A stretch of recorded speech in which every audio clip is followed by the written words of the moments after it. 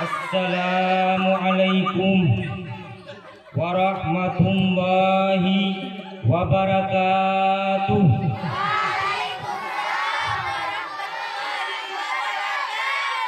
Alhamdulillahilladzi ja'ala fata quwwatan syadidah wa ja'ala al-Indonesia daulatan mustaqilah wa bi arsitah wa bi Pancasila silsilah wasabang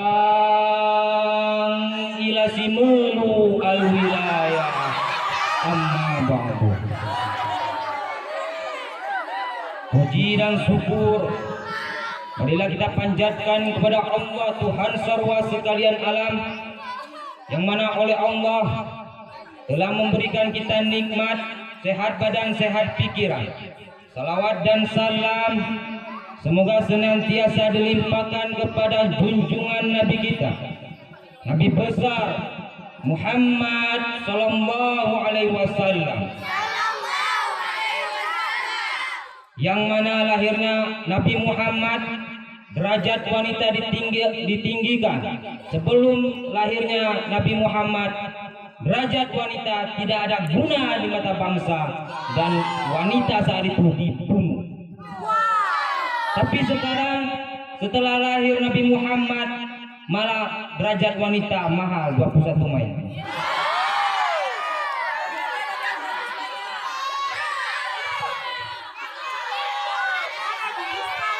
Kata-kata sambutan saya kepada pimpinan Mahat Asasun Najam, kepada Dewan Guru, kepada Dewan Juri, lebih khusus kepada santriwan dan santriwati yang saya cintai. Pada malam ini saya akan membahas satu tema yang berjudul Generasi Islam. Salawat dan salam saudara seiman dan seagama. Jikalau kita berbicara tentang generasi Islam saat ini dan generasi Islam dulu sangat beda. Kenapa? Karena generasi Islam dulu lebih mementingkan akal daripada nafsu. Dikarenakan mereka takwa kepada Allah dan kepada Rasul. Siapa contohnya? Saya berikan Abu Bakar contohnya. Abu Bakar, iman Abu Bakar tidak diragukan lagi. Maka sabda Nabi, lauzina imanu Abi Bakrin ma imani ummati raja'a imanu Abi Bakrin.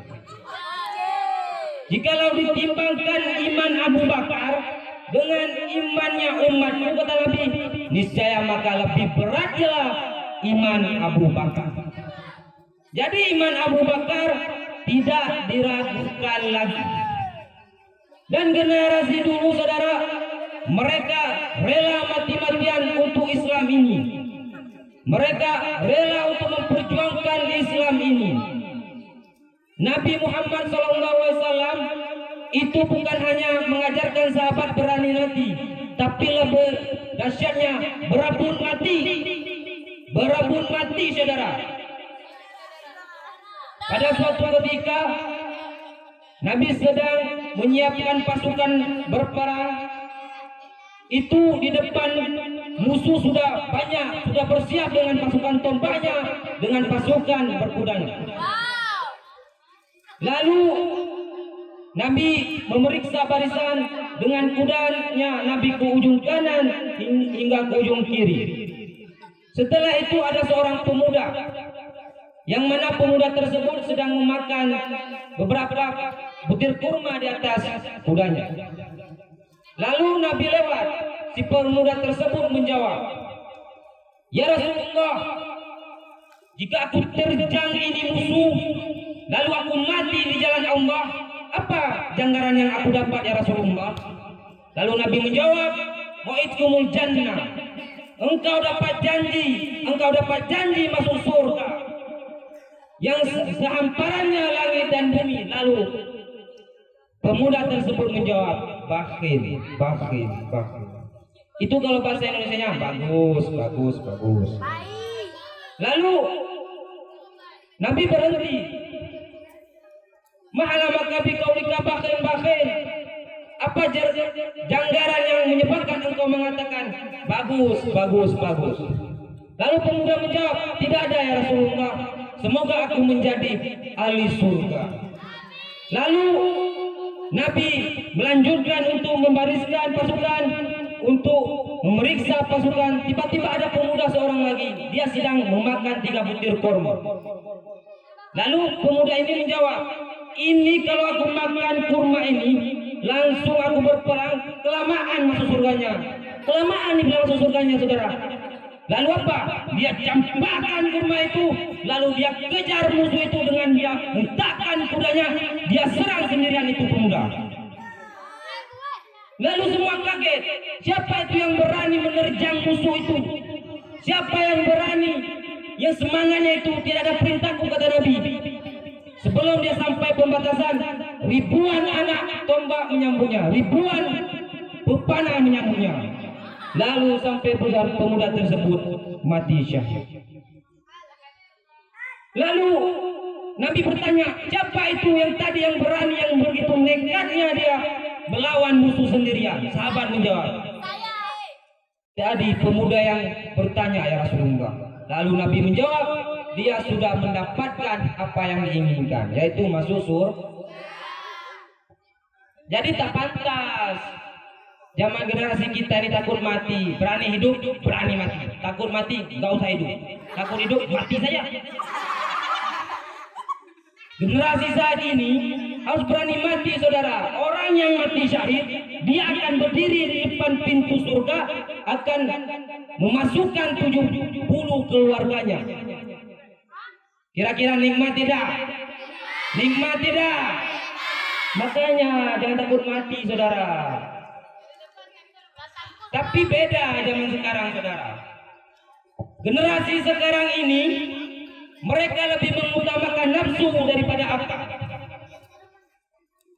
Mereka maksiat merajalela, memakai narkoba, ganja, yang lebih dahsyatnya lagi pacaran, saudara.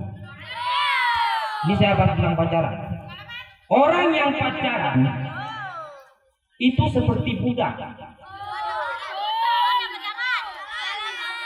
Karena orang yang pacaran, ketika si wanita tersebut meminta kepada sang laki, karena cinta membutuhkan pengorbanan. Tanpa pengorbanan jangan cinta-cinta. Apa dibilang wanita tersebut? Dek, Bang, saya minta buah apel, Bang. Pemuda laki tersebut dibeli demi kekasihnya. Bang, adik Hawa buah rambut. Bang, malam ini adik Hawa buah duren. Abang tersebut dibilang, ini buah ini kapan Hawa, adik? Lelaki seperti budak dibuat perempuan. Betul tidak lagi? Tak usah pacaran. Hancur generasi gara-gara pacaran. Suamimu, pacarmu belum tentu jadi suamimu, dan pacarmu belum tentu jadi istrimu. Karena kenapa? Pacar sudah berkhianat tentang kesucian. Laki-laki sudah berani menghubungi wanita yang bukan marhamnya, dan wanita sudah berani untuk membuka dirinya. Dia mau dicium, dipegang, sampai di zina.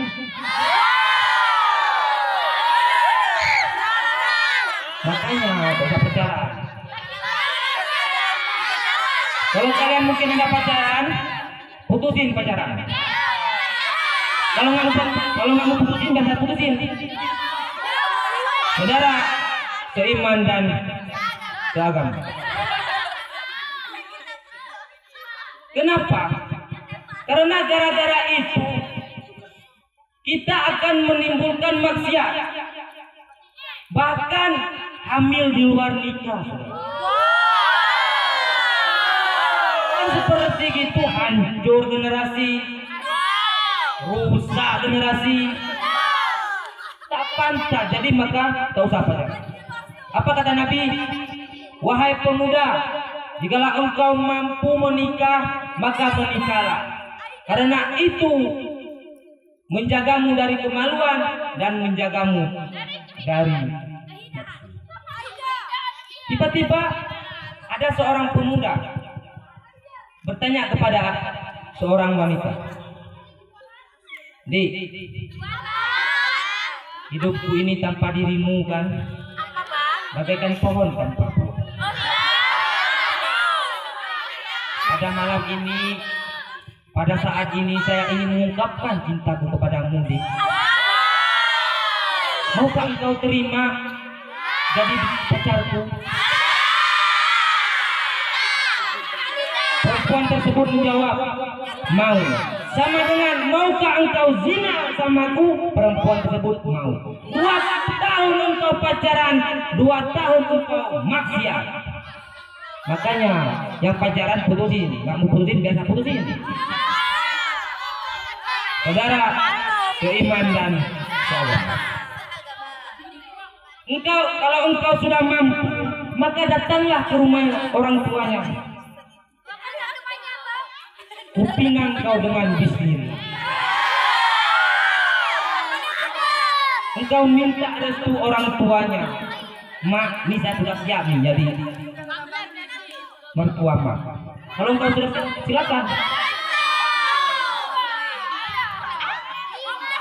Ada 6 cara untuk menghindari pacaran.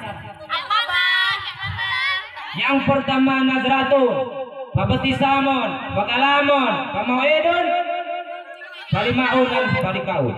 Berawal dari nazratun, pandangan. Pandangan pertama awal aku berjumpa. Kalau engkau lihat wanita, tak usah engkau lihat. Wanita jelek pun.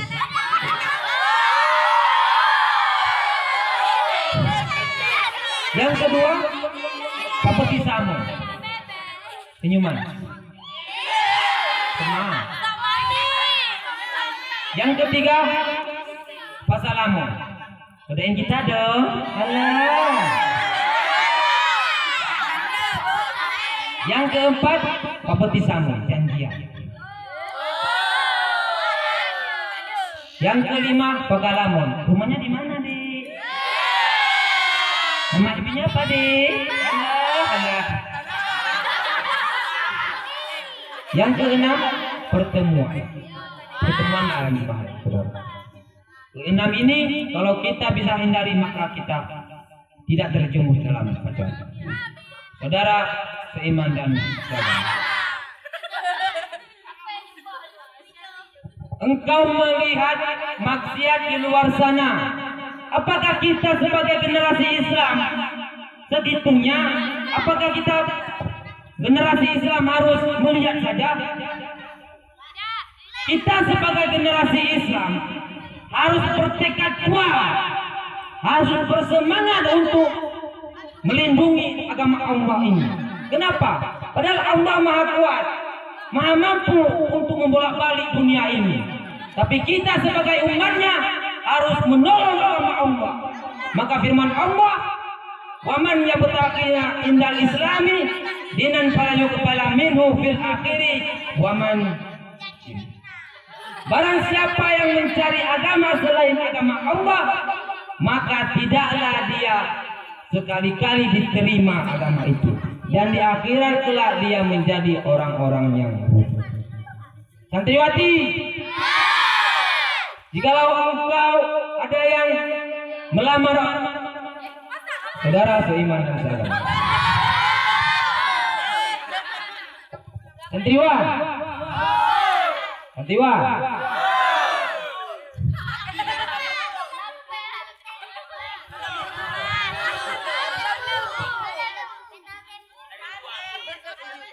saudara seiman dan seagama,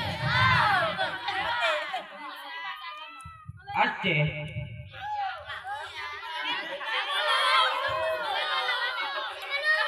orang Aceh wanitanya hitam putih bermuka. Orang Simelu orangnya dari atas sampai ujung kuku. Itu orang Simelu. Tapi kelebihannya orang Aceh mahal harganya. Orang Simelu 5 mayan sah.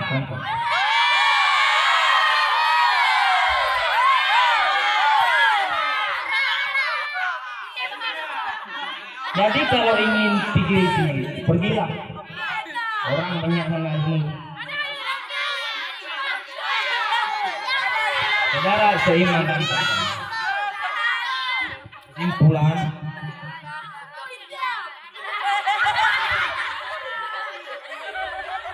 kita sebagai generasi Islam harus bersemangat untuk membantu Islam. Karena Islam agama kita. Karena Islam yang diridhai oleh Allah. Janganlah kita sekali-kali demi uang untuk menjual agama kita. Janganlah kita sekali-kali melecehkan agama kita. Seperti kemarin saya pergi ke Taman Sari melihat panggung pentas. Jadi apa? Orang di sana disco. Disco dia meniru gaya sholat. Itu kan melecehkan agama Islam. Saya sampai marah, sampai tidak suka melihat itu. Kalau ada batu di tangan saya, wah, kena kepala.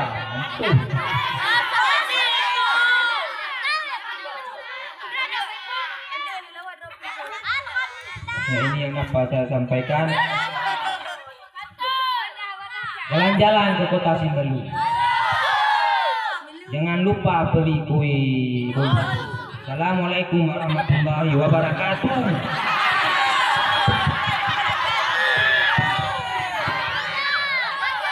Oke, sudah meninggalkan kita dalam meninggalkan